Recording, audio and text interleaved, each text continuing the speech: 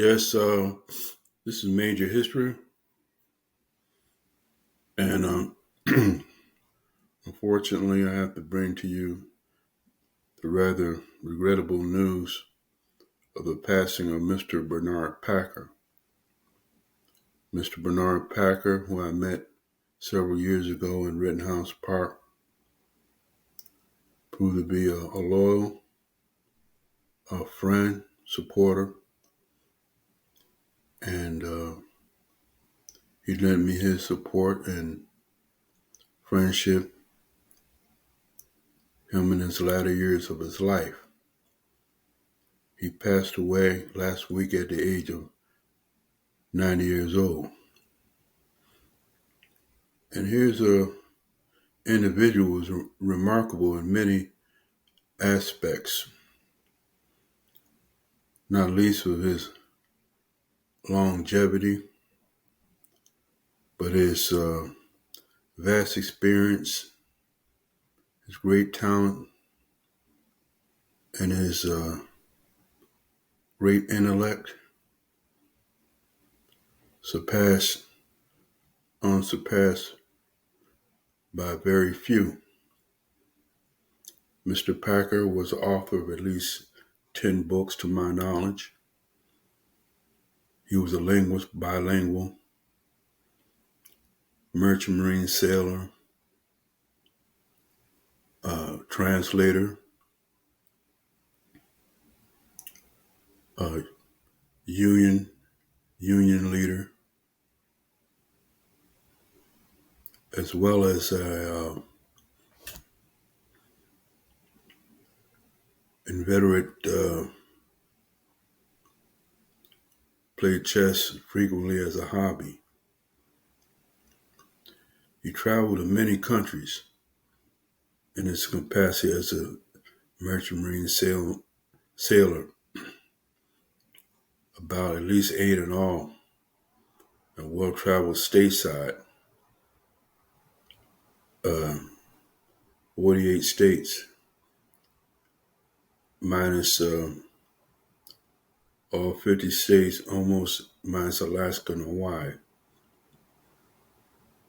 And the list of his things he has done, is very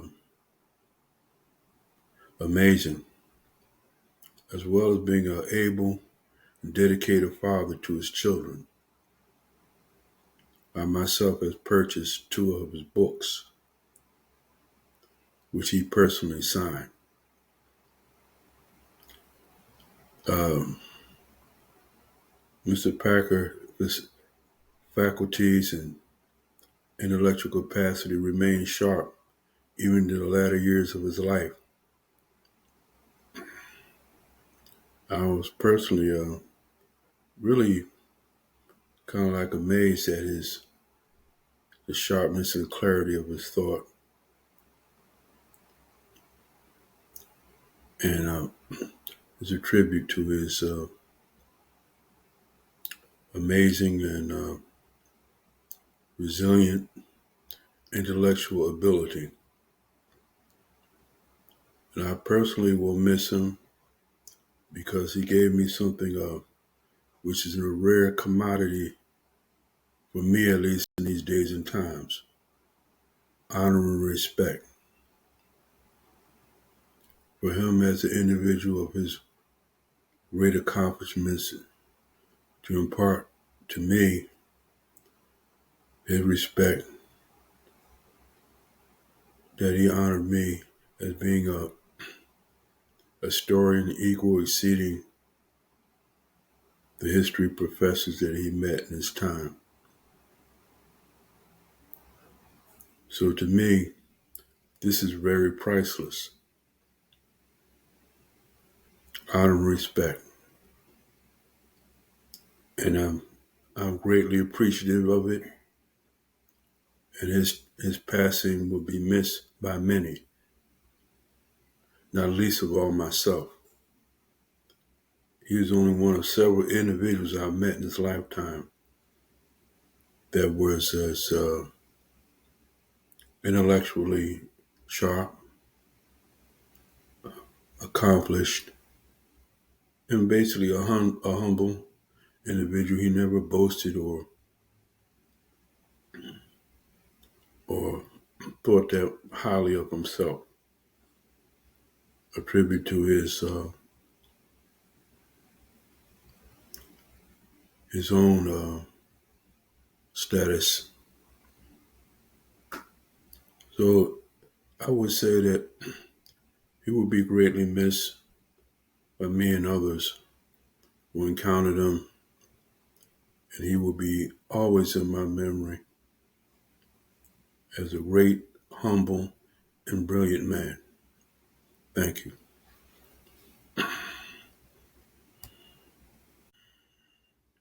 Yes, major history, and as you may have heard, last several weeks, Ukraine launched a counteroffensive against the Russians in its own territory in a province in the region of Kursk. It's been going for several weeks now. And initial news reports claim that this was the first invasion of Russian territory since the Second World War. Well, I have to differ on that assessment because according to my research, this was not the first invasion of Russian or Soviet territory since the Second World War. Back in 1969, a series of clashes developed into hostilities on a large scale between the Russians and Chinese over an island located in the far east of Russia on the Russia-China border in the middle of the Ussuri River. And these confrontations lasted several weeks at least and caused many casualties, possibly in the hundreds on both sides. The Chinese crossed the river, invaded Damansky in large numbers, possibly in regimental size of several thousand soldiers. And the Russians brought up reinforcements, including artillery, mortars, and possibly aircraft. And they used for the first time in combat in their arsenal the Grad rocket system, which I believe means hail in Russian, and also their, at that time, brand new T-62 tanks. So after initial skirmishes, the Russians pushed the Chinese back across the river into their own territory. So actually, this Ukrainian invasion may not have been the first into Russian Soviet territory, according to my research. But in the aftermath of it, negotiations and discussions began. Both sides pulled back and settled into a kind of like a cold confrontation, which was to last for many years until it was finally settled and its territorial status was resolved. But at the time, there was a real concern that these hostilities may develop in a full-fledged war, which thankfully it did not, which might have caused untold casualties on both sides. Matter of fact, the The writer Harrison Salisbury wrote a book about these hostilities called War Between Russia and China, what might develop if full-scale hostilities occurred. So I just take it at face value, grain of salt, these news reports. These people who say such things evidently have short memories and they have not done their research. So that is my opinion, and I think it is a valid one until it's proven otherwise. Thank you.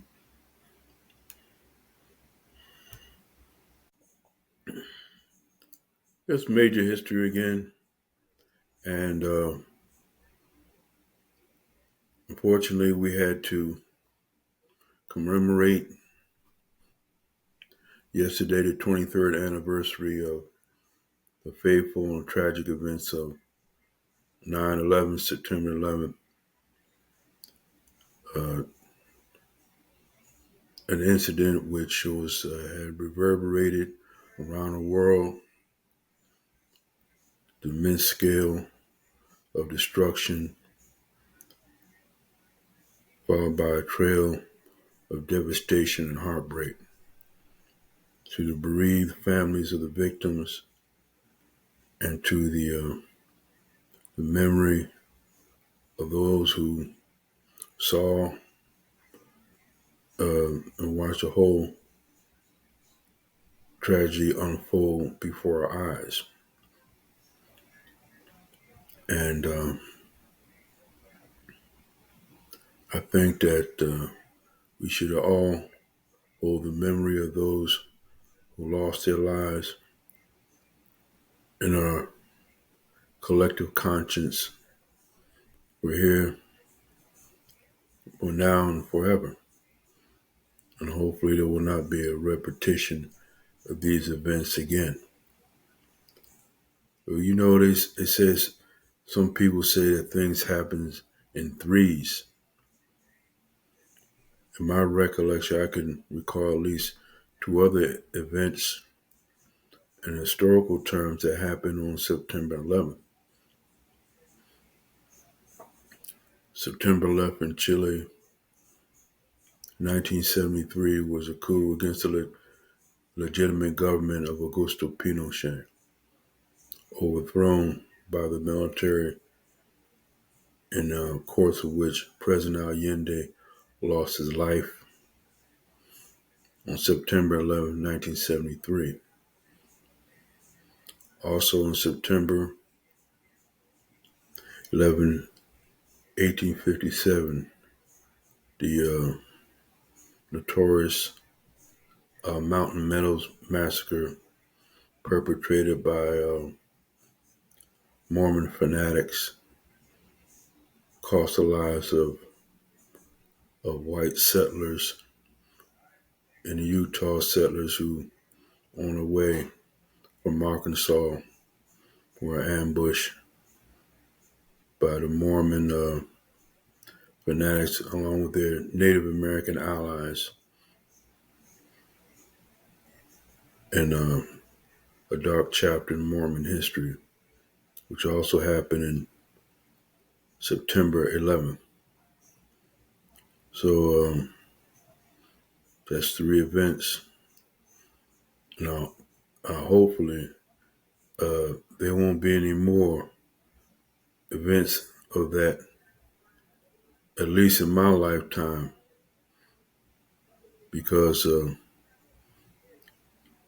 September 11th, 9/11 was quite enough for many of us who had the misfortune to watch it unfold. So they say things sometimes happen in threes. I can remember at least three incidents that happened on September 11th in various periods of time in history. Though I think it may have just been a coincidence of history. I don't put anything else into it. I'm not a numerologist, and I'm not at all superstitious. It's just a fact of history that I've taken note of. Thank you. It's major history, and today is, unsurprisingly, Friday the 13th, and I find it somewhat amusing to find that people take this day so seriously. I may have said this before. Uh, Singer Stevie Wonder made a song very superstitious. Superstition. When you believe in things you don't understand, you suffer. Superstition is not the way. You know, a black cat crossing your trail, don't walk underneath a ladder, and so forth. And, it goes on and on. I myself personally have never thought much of Friday the 13th in spite of the movie, you know. Uh, you know, Matter of fact, a lot of good things happen on Friday the 13th. People get married, children are born, you might get a raise or promotion, get a new job, you know, buy a car, a new car, move into a house or an apartment, you know, on this particular day. So I myself don't pay Friday 13th a whole lot of mind. Uh, you know, and I would urge others not to do that because when you hold yourself hostage to superstition and fears, I mean, it becomes a self-fulfilling prophecy, and you're looking for something bad to happen, and it might just happen, whether coincidence or not. So I myself personally don't intend to alter my activities on this particular day, change my habits, my general outlook on life. I mean, after all, it's what you make it. And it's up to you to choose it. And like Bob Marley said in a song, every man have a right to decide his own destiny. And then in this judgment, there's no partiality. And the refrain goes, brother, you're right, you're so right. And I have to agree with that 100%. Friday the 13th, another day, no more different than Saturday the 14th or Thursday the 12th.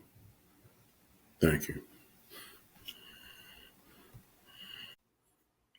Yes, major history, and as you are well aware, there was a second assassination attempt against former President of the United States, Donald J. Trump, and near his estate in West Palm Beach, Florida, Mara El Delago, I believe it's called. How this attempted assassin was able to access himself to that property, and how he knew the former president's whereabouts, and how he was able to ascertain The timing of Trump's arrival at his private residence is yet to be determined by the investigators. The attempted assassin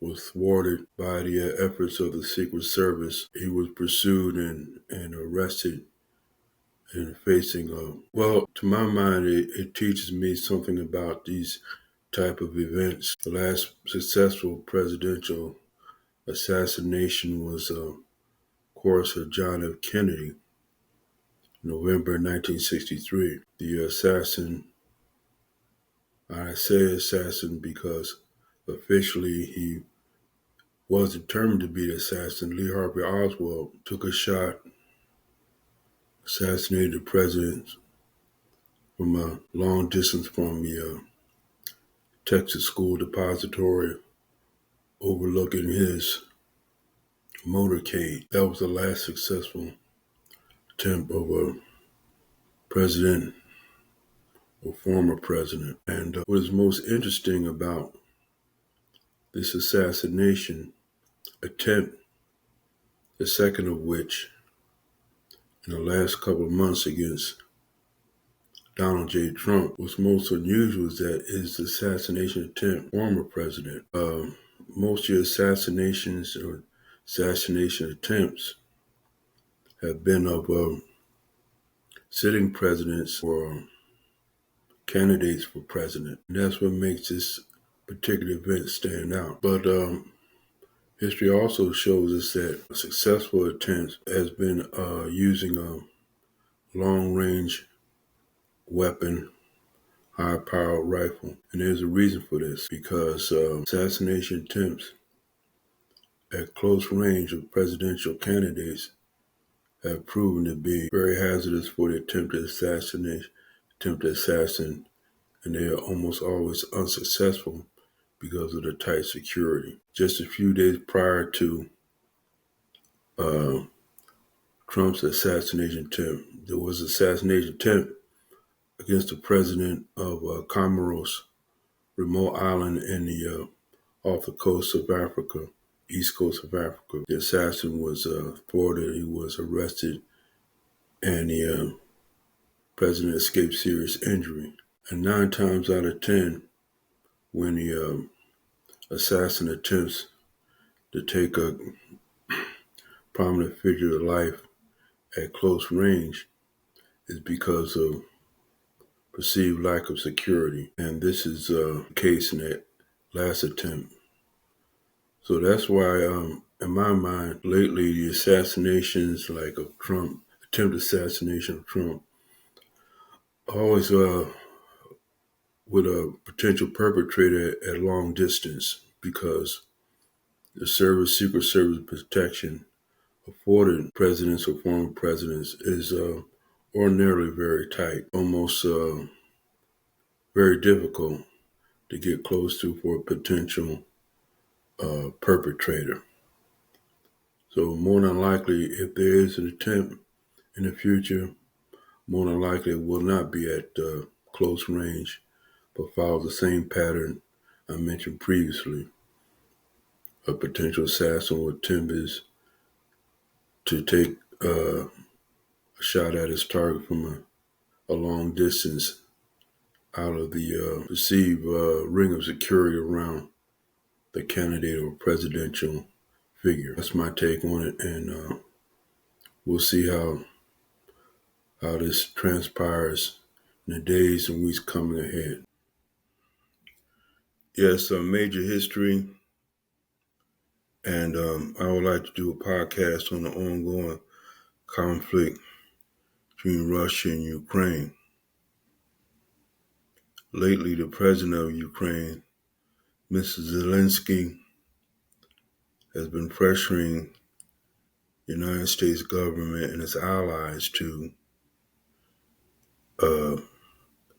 give them the permission to use NATO-supplied weapons to attack targets deep inside Russia.